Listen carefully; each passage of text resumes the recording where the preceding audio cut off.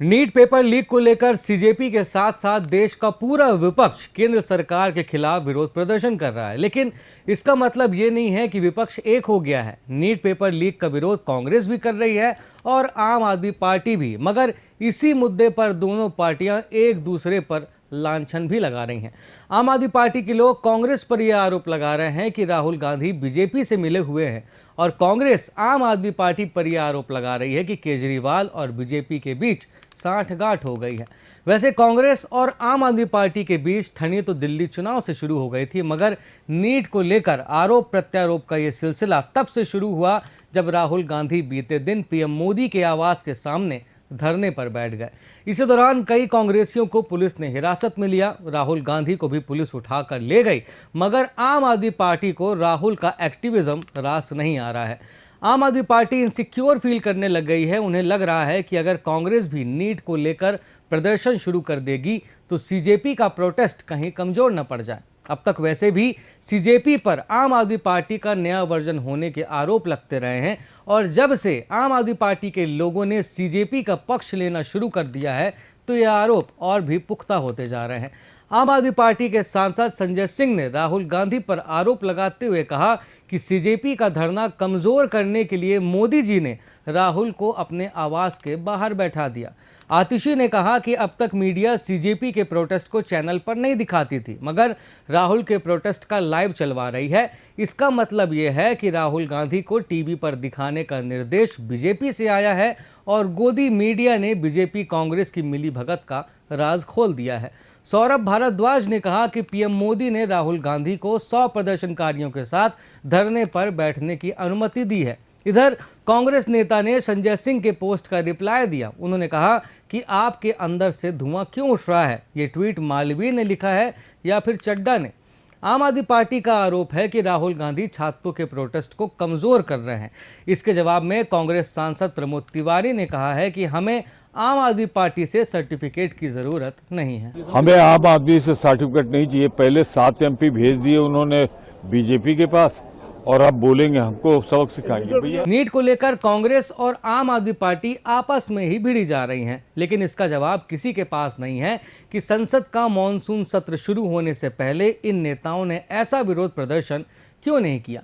NEET paper 12 मई को cancel हुआ, 70 दिन बीत गए। पिछले 33 दिनों से सीजेपी धरने पर है, लेकिन विपक्षी पार्टियों का ड्रामा तब शुरू हुआ जब नीट का दूसरा पेपर भी हो गया और उसका रिजल्ट भी घोषित कर दिया गया। खैर, विपक्ष संसद के मॉनसून सत्र में काले कपड़े पहनकर आने लग गया है। कांग्रेस की मांग है कि संसद में नीट पेपर लीक को लेकर चर्चा हो और इसी मांग को लेकर बीते 3 दिन से संसद चल नहीं पा रही है, जबकि सरकार का कहना है कि वो पहले दिन से नीट पर चर्चा करने के लिए तैयार है। सरकार ने आज पार्लियामेंट सदन में कह दिया कि नीट एग्जाम का पेपर लीक का मामला और उससे जुड़े हुए जो भी संबंधित मामले हैं उस पे पूरी तरह से चर्चा करने के लिए तैयार है।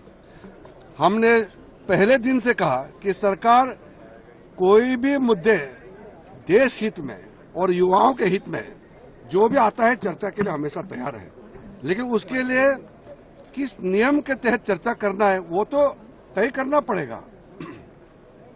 पार्लियामेंट के अंदर में चर्चा करने के लिए एक सिस्टम बनाया हुआ है। अब सीधा सड़क पे उतर जाते हो और हंगामा करते हो, ये ठीक नहीं है। चर्चा सार्थक होना चाहिए, नियम के तहत पॉजिटिव डिस्कशन होना चाहिए।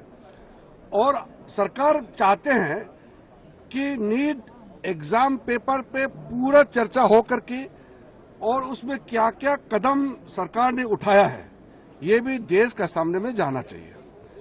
और नीट के पेपर लीकेज के बाद जो घटनाएं हुए हैं उसका भी ब्यौरा सरकार सदन में देंगे, देश को बताएंगे और क्या क्या कार्रवाई किया है ये भी देशवासियों को जानने का पूरा अधिकार है। अगर हम चर्चा नहीं करेंगे तो देशवासियों को जानकारी कैसे मिलेगा। लेकिन हमारे बात सिर्फ इतना ही है कि किसी नियम के तहत चर्चा करने के लिए स्पीकर साहब के साथ बैठ करके सब पार्टी ये तय करे, सबसे पहले कब चर्चा करना है वो तय करे, सरकार मंजूर है। किस नियम के तहत चर्चा करना है सरकार तैयार है और कितने लंबे चर्चा होना चाहिए, कितने घंटे का चर्चा होना है, ये भी सब पार्टी का लीडर स्पीकर के साथ बैठ करके तय करे। सरकार पूरा मंजूर है, जितना लंबा बहस होगा सरकार पूरा अपने बात देश के लोगों को बताने के लिए पहले दिन से कह रहे हैं, और युवाओं का भविष्य के लिए क्या क्या कदम उठाया है और क्या कदम उठाना चाहिए, इसका भी बहुत सार्थक बहस होना ही चाहिए।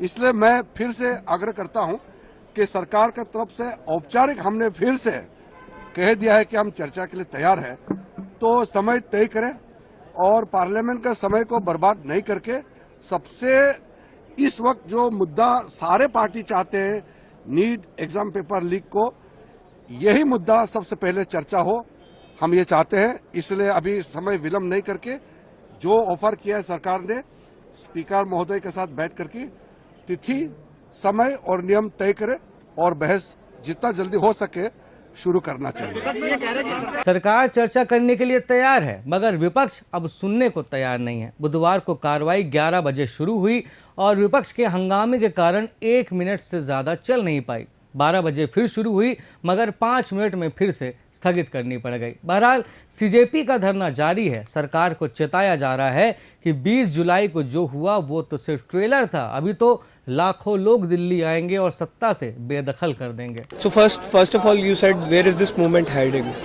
This is the biggest movement in India's post-independence history.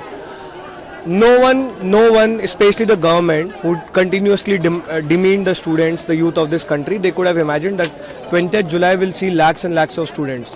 What's the bigger thing? Even after 20th July ended, it's almost been 36 hours now, there are still lakhs and lakhs of students out there on the streets of Delhi who want justice for the students, who want the demands of this movement to be met. And we have said this very clearly, what happened on 20th was a trailer. If the government doesn't agree, millions more will come to Delhi, because this time will not hold back, will not stay silent. We have seen too much, we have witnessed too much, we have experienced too much. 20th July ko the way the police behaved, we have seen it all now. So the government really needs to get its act together, otherwise the youth of this country is going to take them down, and take them down very badly. वैसे सरकार ने दूसरी बार बातचीत की पेशकश की है। सुरक्षा के कारणों से दिल्ली के 16 मेट्रो स्टेशन बंद कर दिए गए हैं। साथ ही साथ अगले प्रदर्शन की संभावना के मद्देनजर पश्चिम बंगाल से 2000 सीआरपीएफ जवानों को दिल्ली बुला लिया गया है। अगले 2 दिन देश के लिए बहुत महत्वपूर्ण होने वाले हैं। अब ये देखना होगा कि क्या फिर से 20 जुलाई जैसा बवाल होगा या सरकार बातचीत के जरिए हालात संभाल लेगी। शब्द सांची इस मामले से जुड़े अहम अपडेट्स आप तक पहुंचाने का काम करता रहेगा। आपको अपडेट्स मिलते रहें, इसके लिए चैनल को सब्सक्राइब जरूर करें। धन्यवाद।